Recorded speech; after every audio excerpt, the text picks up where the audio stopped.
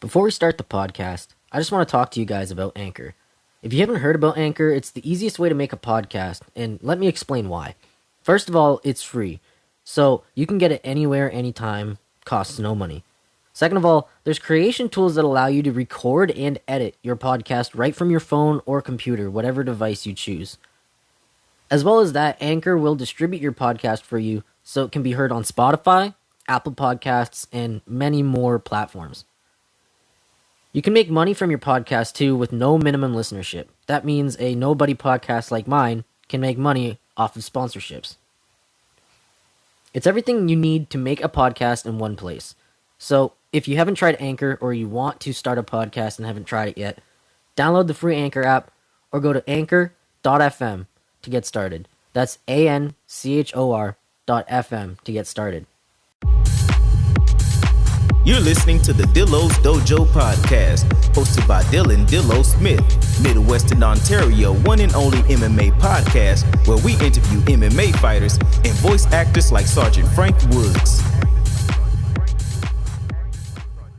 What's up, everybody? It is Dillo, and welcome to another episode of the Dillo's Dojo podcast. And today, we've got a lot of MMA to talk about. But before I begin, where the fuck was I?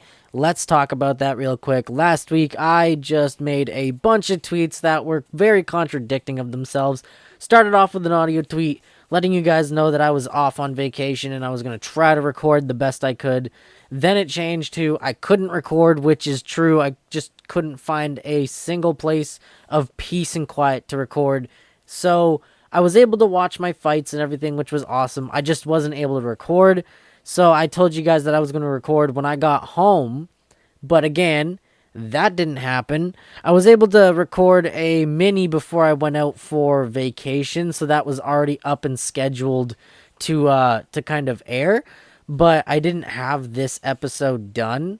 So that kind of, wasn't a thing. I ended up getting busy, being a new dad and all. Kind of have to help out and kind of do dad things. So I was a little busy, wasn't able to record. But here I am, sitting here for you guys, doing this right now. And like I said, we have quite a bit of MMA to talk about. Last week, we had LFA 134 and Cage Warriors 139, as well as TUF. And not only that, but UFC 275 happened as well. And it was an incredible event, so we'll get into that in a little bit. As well as in the better half, we're going to be talking about Combat FC. Yes, it's the first inaugural event of Combat FC. Very uninspired name, but hey, I'm not one to judge. Also, CES 69 happened, Lux Fight League 23, and obviously we had PFL 2022 Week 4, and UFC Fight Night, Kattar versus Emmet, so we'll talk about all of that. But to start things off, let's get into LFA. You guys know LFA. I fucking definitely know LFA. LFA is probably one of my favorite prospect feeder organizations. Probably my favorite organization that kind of brings people up, brings prospects up. It's up there with Cage Warriors, which, funnily enough, also had an event that I'm going to be talking about after this. But let's just get right into the LFA event. So last weekend, we had LFA 134, Gafarov versus Souza, and it was a pretty goddamn decent card where only, I want to say 3 of the, I believe, 6 fights ended up being unanimous or split decisions. The rest ended up being violent finishes. So let's get into it. To start off the card, we had 3-0 Tanner Marlow going up against Joel Guzman, and Tanner Marlow picking up the second round ground and pound finish to get himself up to a big 4-0. Up next, in the heavyweight division, we had Ja'Cory Savage up against Taylor Escamilla, and it was Ja'Cory Savage ultimately with the armbar in the first round to bring himself up to a nice 2-0. And then next in the flyweight division, we had Jordan Harris up against Kevin Fernandez, and that was a absolute slobber knocker where Jordan Harris picked up the unanimous decision win, getting himself a nice 3-0. Up next is the middleweight fight between Shane Sobanowski and Jared McLaughlin, where Shane Sobanowski picked up the retirement first round TKO of Jared, where he just put on the punishment and forced it upon him to pick himself up a win and get himself up to a nice 5-2. Also, we had Joseph Camacho pick up a unanimous decision win, and Milko Tukto pick up a split decision win, but it was ultimately the main event everyone was there to see. Gafurov versus Souza. Muyin Gafurov picks up the overhand right ground strike TKO finish to win himself his bantamweight main event at LFA 134. A big showcase for the man, and he rises to a nice, beautiful looking 18-4. But that wasn't all we had last weekend. We also had Cage Warriors 139, where they were actually having their card in the beautiful California city of, I believe, San Diego. So that was pretty exciting. To start things off in the main card, we had Chasen Blair up against Kona Oliveira, and Chasen Blair picking up the right hook knockout in just 39 seconds in the second round. Next up was a bantamweight fight where Junior Cortez picked up a dominant unanimous decision win over James Settle, and he moved up to a nice 6-2. Up next was Elijah Harris, who picked up a submission win over Armando Murillo, moving himself up to a nice 4-1, and Elijah Leggett at the featherweight weight class picking up a unanimous decision win. And in the co-main event, James Lynch at a catchweight 160-pound bout, picking up a doctor stoppage in the first round, and ultimately it was Jordan Bailey versus Alex Trinidad, the Americans came to see, where Jordan Bailey picked up the first round guillotine choke to win his Cage Warriors 139 main event. And if that wasn't all we had, this was not it. Like I said, we had UFC 275, and I had been absolutely creaming about this card had I not. Well, there's a reason why I was creaming about this card from start to finish, from early prelim to the main event. We had absolute slobber knockers, starting off with Joseline Edwards putting the punishment on Ramona Pascual to win a unanimous decision win, and Silviana Gomez Juarez knocking out Liang Na in the first round. And that was just the early prelims. In the actual prelims, we had a slobber knocker between Kang Ho versus Dana Badgirl. I can't pronounce the name. I don't remember how they pronounce the name, but I couldn't pronounce the name then. I can't pronounce the name now. Kang picking up the unanimous decision win, and Brendan Allen versus Jacob Malkoon. That was an awesome fight. Both guys going fucking back and forth. Jacob Malkoon putting on the punishment, but it was ultimately Brendan Allen with the experience and the power that just edged out a decision win, which I believe ended up being a split decision, but it was a slobber knocker. Both guys just going back and forth. And if that wasn't enough to keep our adrenaline going on just the prelims, for fuck's sakes, this was the prelims. We had a man named, I believe his name is Hazer, and I shit you not, his last name is pronounced Machete or Machade, going up against none other than Steve Garcia, and Machete, or Machete I like to call him, picks up a beautiful right hook counter knockout that sends Steve Garcia face planting to the canvas. And then if that wasn't enough, we had a back and forth fight between Sung Woo and Josh Culibao in the featherweight division to kick off the prelims, or to end off the prelims, that just would make any man blush. But we also had a fucking main card, right? Like this wasn't it. And every fight except the co-main, oh my god, guys, was a finish, and it was incredible. Let's start with Jack Della, man. Jack Della putting the absolute pain and punishment on Ramazan and picking up himself a beautiful knockout. Not a TKO, I believe. It was an actual knockout of Ramazan. and Jack just putting on a fucking show to start up the main card. And if that wasn't enough, the talk of the town that wasn't the main event was Jake Matthews versus Andre Fiallo, and how Jake Matthews handled himself.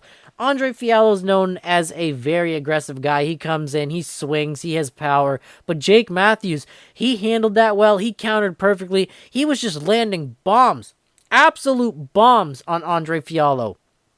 And he ended up finishing Andre Fiallo with a barrage of strikes against the cage.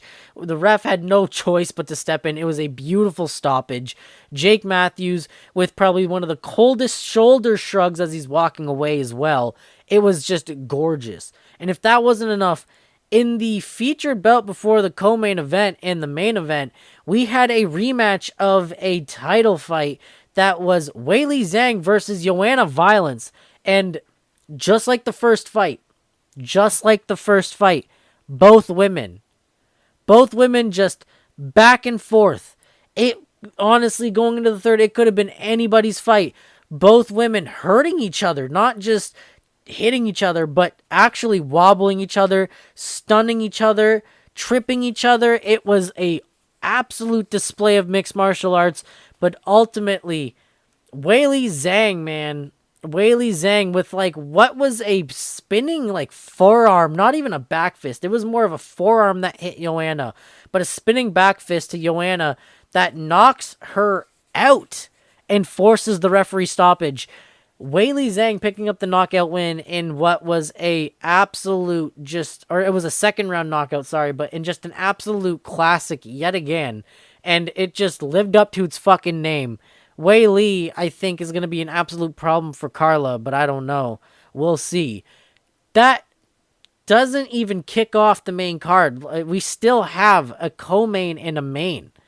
And that co-main was Valentina Shevchenko versus Taila Santos.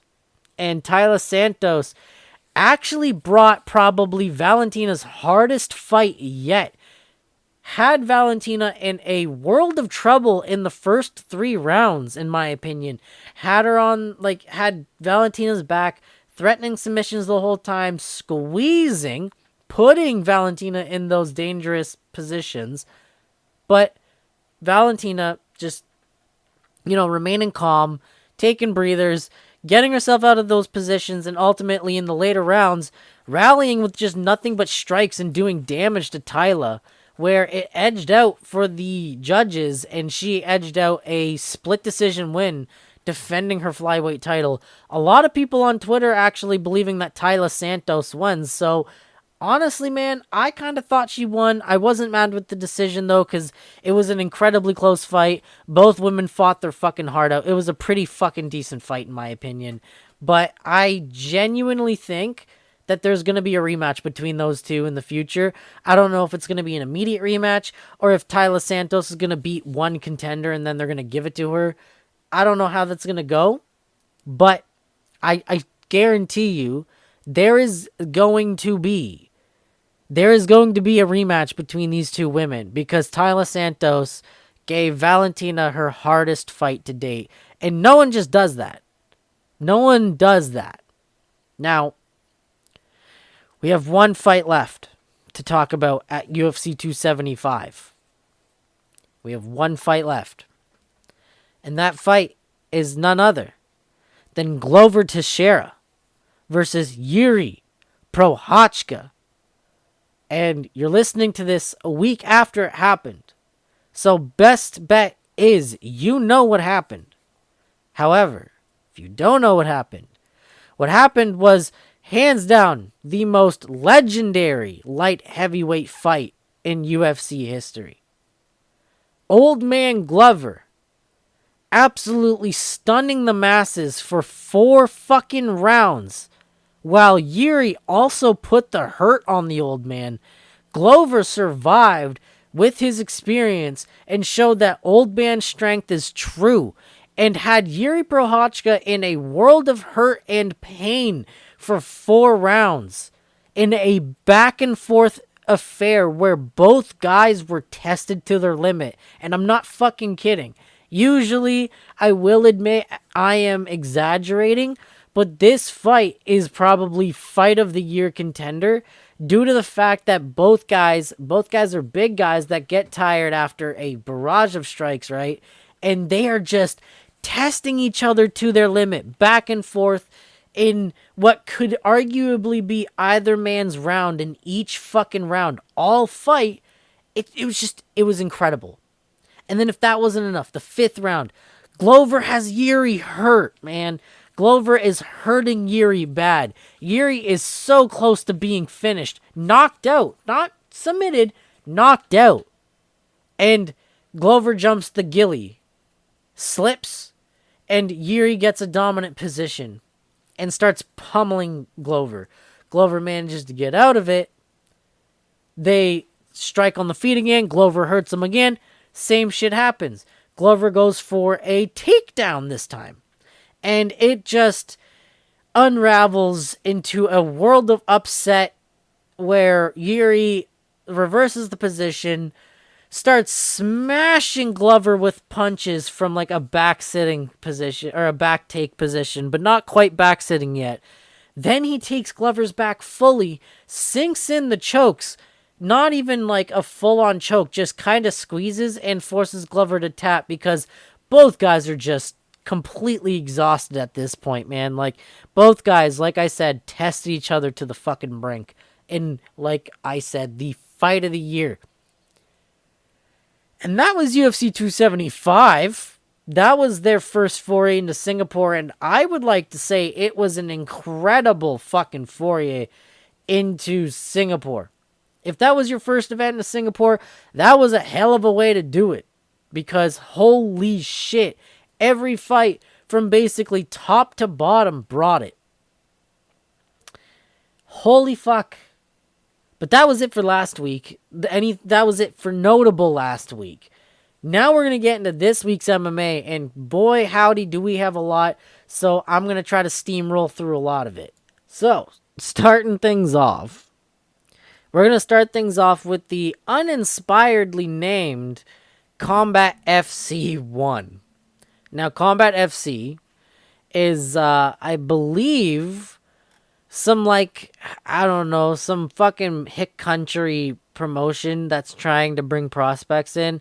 And I gotta say, man, they had an incredible fight card. Looking at it now and watching it then, it was a pretty decent fight card. Fighters from all over fought, and it was pretty fucking sweet. So let's just jump right through it. RJ Giardia picks up a third round KO in the amateur circuit. This is all on the main card, by the way. This is considered all on the main card. Another amateur fight. Hell in the Zone picks up a first round knockout. Bruce Pacey picks up the split decision amateur win. Jared St. John picks up the submission triangle choke in the amateur division. And Fabio Alano picks up the first round armbar in the amateur division. And then we get into the pro fights where Mike Bulger picks up his first pro win up against Cody McCracken. Pat Casey goes up against Steven Stengel and picks up a first round KO. Leonardo Ladera picks up his second win with an arm triangle in the first round. And Matt Denning picks up a first round guillotine choke. Meanwhile, Sanad Armuti picks up a unanimous decision win. And Jay Bakanowski picks up a second round KO, where Tim Cannon in the co-main event picks up a unanimous decision win. And in the main event, Rico Di Sculio, I believe, picks up a doctor stoppage win in the second round. That brings us to the wonderfulness that is CES 69. And honestly, the only fight that matters is the main event, where it was a bantamweight bout between Ashiek Ajim versus Batar. And both guys going at it, where Ashiek in the first round picks up a quick submission, a quick guillotine choke to become your new CES MMA champion. Now, I haven't talked about CES in a while, and it was great to see them back, to be honest. So I kind of feel bad to say that the main event was the only thing that mattered. But I wanted to kind of go through a lot of the events that happened this week, not just this. And I wanted to talk about both TUF episodes before I get into this week's UFC and then, next week's UFC and the pay-per-view that's going to be happening soon. So I just want to do that real quick. So moving on, we're going to go to Lux Fight League, where we had another bantamweight championship where Marco Beltran picks up a unanimous decision win over Rodolfo Rubio Perez. And that was it to talk about. I think the one that I want to talk about mainly is PFL 4, because we had quite a few names on here where, if you guys don't know, I like PFL's format. I don't like the pacing of their events, but I do like PFL's format, where PFL likes to score it as, if you get a win in the first round and it's a finish, you get 9 points. If you finish it in the second round, you get 6 points. If you finish it in the third round, you get 4 points. If you finish it by decision, it's 3. And, top 4 go on. I believe it's top 4 go on after, I believe, a couple weeks of the regular season, as they call it. And then they have playoffs. And then they fight to eliminate, and then somebody wins the championship for the year, and they win $1 million, which I guess is pretty fucking cool. But anyway, let's just jump right into it. So, to start things off, Nate Jennerman picks up a second round rear naked choke over Jake Childers, and he gets himself 4 points? 6 points? No. Fuck, I hate the scoring system, but I'm just going to say he picks himself up like 4 points or 5 points, something like that, because he got himself a second round rear naked choke. That brings us to Josh Silveira staying undefeated with a beautiful head kick to knees from the clinch where he had his opponent hurt to pick himself up a first round knockout and just skyrocketing himself in the top. I believe he's like number 1 or number 2 now in the light heavyweight rankings. My lord, what a beautiful finish. And if that wasn't enough, we had Rob Wilkinson picking up, holy fuck, the beautiful combo to knock out Victor Pesta and pick himself up, I believe, like 6 points. And he is now in the top 4 for the light heavyweight rankings. Up next is Dylan Monty, also picking up a nice combo TKO over Emiliano Sordi, and he also picks himself up 6 points, which was beautiful. And then finally, we have our first unanimous decision where there was nothing very eventful. Marcin Held, for the most part, running away from Natan Schultz,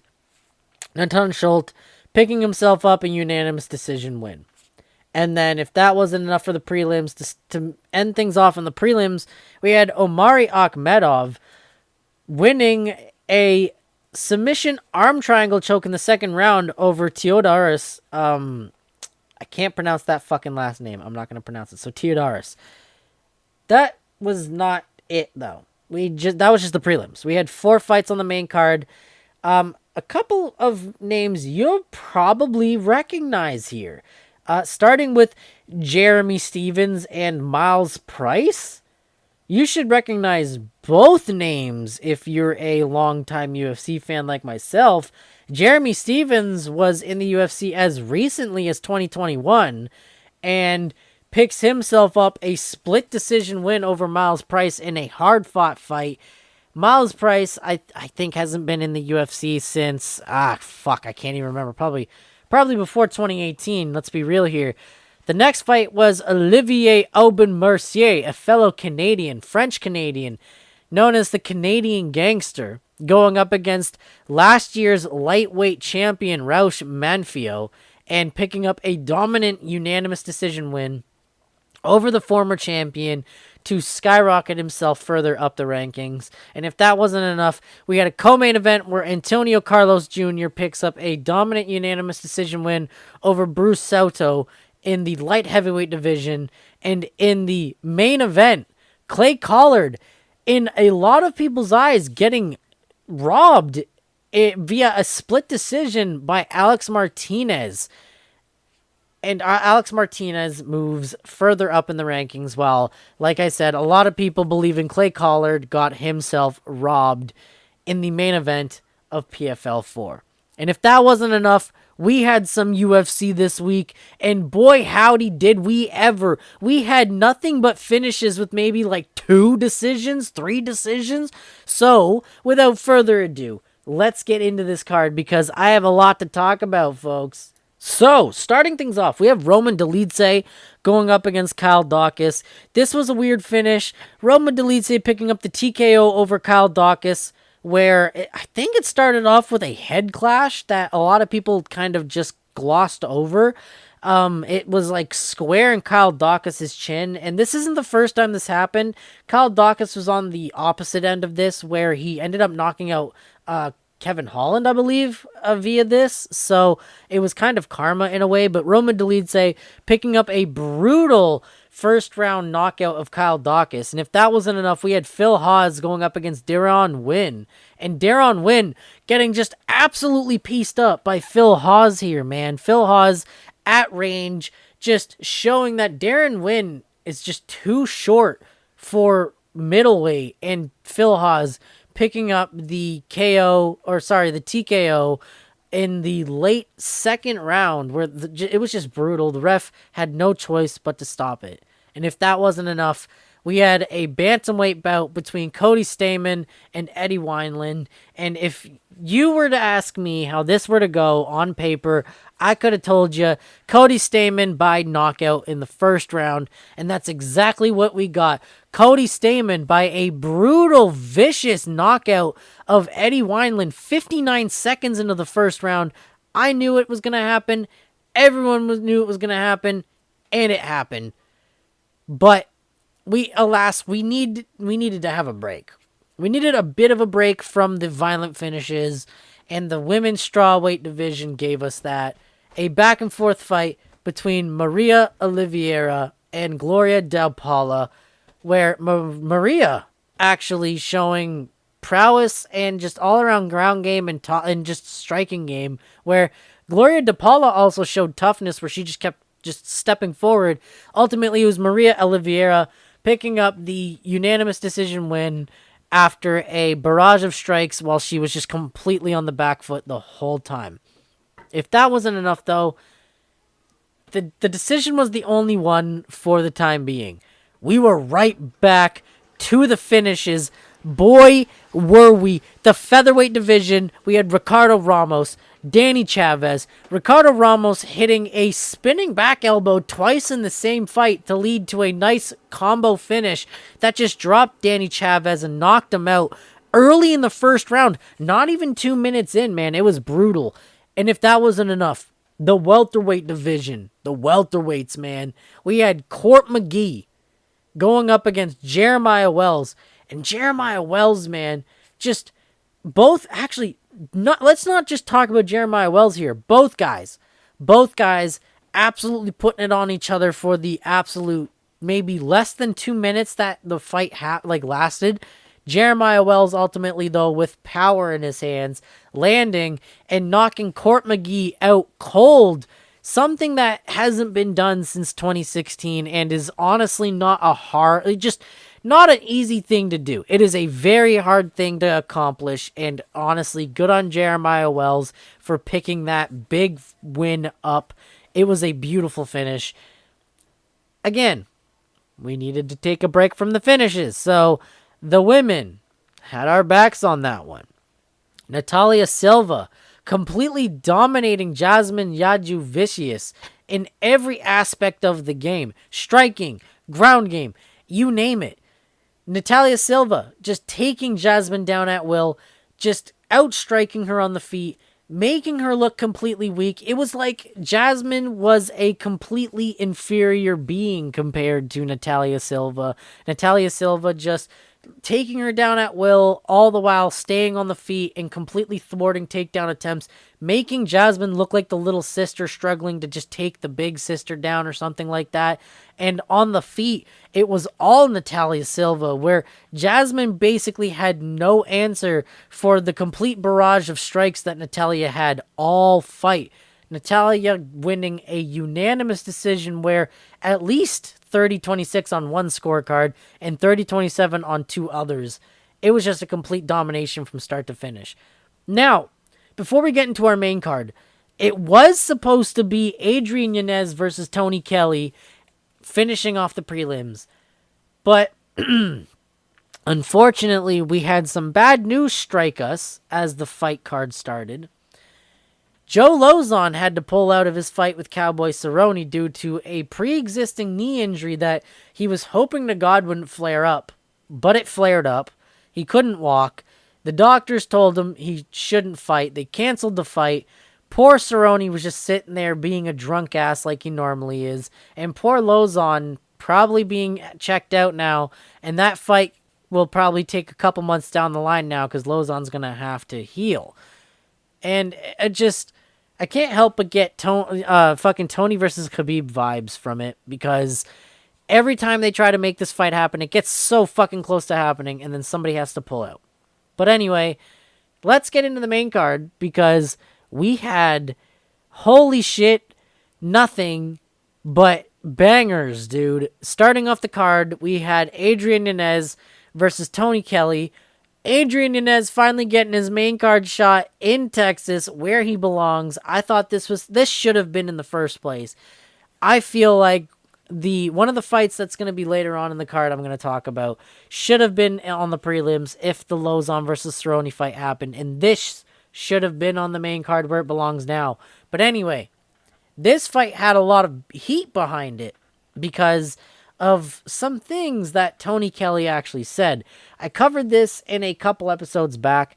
Tony Kelly, during his corner work during the fight of, I believe it was Andrea Lee, his fiance Andrea Lee, he was cornering her.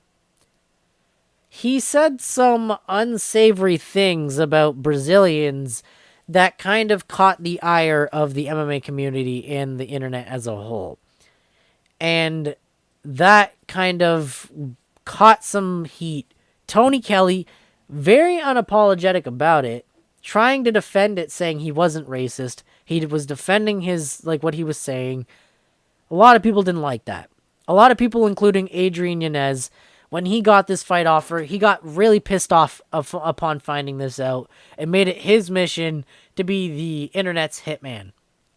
And boy, did he become the internet's hitman because he just completely put the fucking paint on Tony Kelly. Completely pummeling him from start to finish. Hurting him over and over and over and over and over again. Yeah, Tony Kelly hit him with some nice shots, but it was just ultimately Adrian Yanez hitting him with just beautiful shots, dude. And just being patient. That was the key the whole time. Being patient. And just ultimately knocking Tony Kelly out cold beautifully. And the internet rejoiced. And if that wasn't enough to feed your bloodlust, we had Gregory Rodriguez and Julian Marquez. Julian Marquez showing his absolute toughness, an absolute chin on this guy. Gregory Rodriguez dropped him, I want to say, fucking more times than I can count on my fingers and toes. And just Julian Marquez kept coming forward and swinging on his own. But ultimately, Gregory Rodriguez finished him, knocked him out cold. And it was a beautiful finish at that. But it was just an amazing fight by both gentlemen. An amazing performance by Gregory Rodriguez and an incredible display of toughness by Julian Marquez, man. Like, no one should come away shaking their head sadly from that. It was incredible. And now, for what I believe was a bit of a robbery, Damir Ismagulov picking up a split decision win over Guram Kutaladze, which should have been on the prelims in my opinion. And Guram Kutaladze doing, in my opinion, just enough to score a split decision win because there wasn't much grappling, if any, at all. And Kutaladze, despite being on the back foot, did the most of the striking and had the more definitive striking throughout the entire fight. And if I remember correctly, scoring criteria goes striking, grappling, then octagon control. And there was virtually no grappling. So the judges, in my opinion, had this one wrong. I'm going to outright say it. The judges robbed Kutaladze. I think they should run it back. Kutaladze got fucking robbed. I'm pissed. A lot of people were pissed. The entire fucking crowd was booing the judge's decision. Not the fight, because the fight was pretty goddamn great, but they were booing the judge's decision. It was a robbery. However, we were back to our fucking bloodlust. We had Joaquin Buckley going up against Albert Duraev. And Joaquin Buckley, for 2 rounds, pouring the punishment on Albert Duraev to the point where Albert Duraev's left eye was just swelling up and he could not see out of it whatsoever. It was swollen more than you could fucking imagine. And then it came to the end of the second round after 2 rounds of complete punishment from Joaquin Buckley. The doctor comes in, the ref comes in, they're both looking at it, they're both talking to each other, playing a game of rock, paper, scissors, and then they play a game of Monopoly to see who wins. And after their game of life, and we find out that the referee wins with the $1 million bonus, they had to wave off the fight because... Nah, I'm kidding. They had to wave it off because Albert Duraev's eye was just completely fucked. Like, swollen beyond repair. And it was brutal. There was no point in letting him go on. He was just going to take more unnecessary punishment. He could not see out of that eye. It was brutal. Joaquin Buckley with the doctor stoppage. Then, if that wasn't enough for your bloodlust, we had real life Batman Kevin Holland going up against the Dirty Bird Tim Means, and real life Batman just punishing Tim Means and finishing the fight with a round 2 submission. Kevin Holland, man, back in his ways. He's starting to grapple a lot more. He's a danger to everybody, dude. It's scary. I can't wait to see it. But that wasn't it. We had the main event of the evening. Calvin Kattar versus Josh Emmett. These dudes swinging and banging, dude. Back and forth. Both guys jabbing, swinging, uppercuts, nonstop boxing, only a little bit of kicks, only a little bit of groundwork. It was nothing but stand up. Both guys, by the end of it, cuts all over their face, blood pouring from their nose. It was a back and forth fight. It was anyone's fight. But ultimately, 48-47 on 2 judges' scorecards, split decision, Josh Emmett. And I am not mad. I am not upset because we got an absolute classic out of both guys. Exactly what I expected. And if that wasn't enough, we had an absolute classic from just UFC Austin in general. My guy, we were spoiled. This event, it was like something was in the Texas water. Everyone was going for finishes, and it was happening. Or if it wasn't happening, they were slobber knockers. Just nothing but great events. If you missed this card, I feel bad for you, dude. I feel bad that you missed this card because it was a fucking amazing. It was incredible. It was great for a fucking fight night card, man. Just outright amazing for a fight night card. So if you decided, hey, it's a fight night card, I'm going to miss it. Oh, you missed out big time. Incredible card. That being said, that was it for this week. Let's get straight into the TUF episodes. Last week, we had Juliana Miller going up against Claire Guthrie. And Claire Guthrie getting absolutely robbed because, I'm going to say it, fucking Pena's grating voice and cheerleading swayed it in the judge's favor. I think Claire Guthrie should have won. I think they're going to run it back in real life again. And I genuinely think she deserves a chance in the UFC no matter what because she fought her heart out. It was a back and forth fight by both women, but ultimately Claire Guthrie did the more damage and won in the eyes of the scoring criteria, in my opinion. That being said, this week's episode, dude, holy fuck, man. Just Chandler Cole with the fucking fattest dad bod you'll ever see on the show. Man's belly jiggles more than Jello.